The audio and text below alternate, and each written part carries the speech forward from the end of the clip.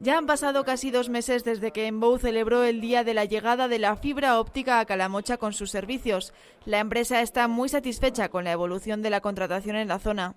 Así lo atestiguan, nadie se queda corto con los 50 megas, con lo cual, pues bueno, tenemos a los clientes satisfechos, podemos decirlo, y de hecho, pues bueno, la contratación, como decía anteriormente, va a buen ritmo y sabemos, por lo que nos dice nuestro representante aquí, que hay mucha gente que está esperando, ¿no?, que le pregunta a su vecino qué tal va la fibra óptica de Enbow y demás, pues bueno, para posteriormente hacer los contratos.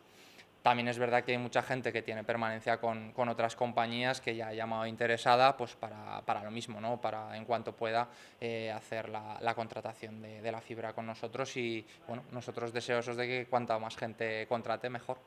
Uno de los primeros clientes fue la empresa Sistemas de Impresión y Diseño. Contrataron la oferta por la que tienen una velocidad de descarga de 50 megas y una velocidad de subida de 5. Yo lo recomendaría porque, bueno, yo te hablo en mi caso, paso de 10 a 50 megas y paso de pagar 10 euros más a pagar 10 euros menos.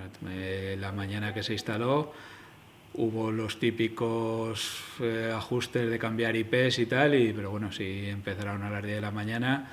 En una hora teníamos internet perfectamente y al mediodía funcionaban bien todos los equipos, las redes, la wifi y tal. Entonces no tengo ningún motivo para no aconsejarlo.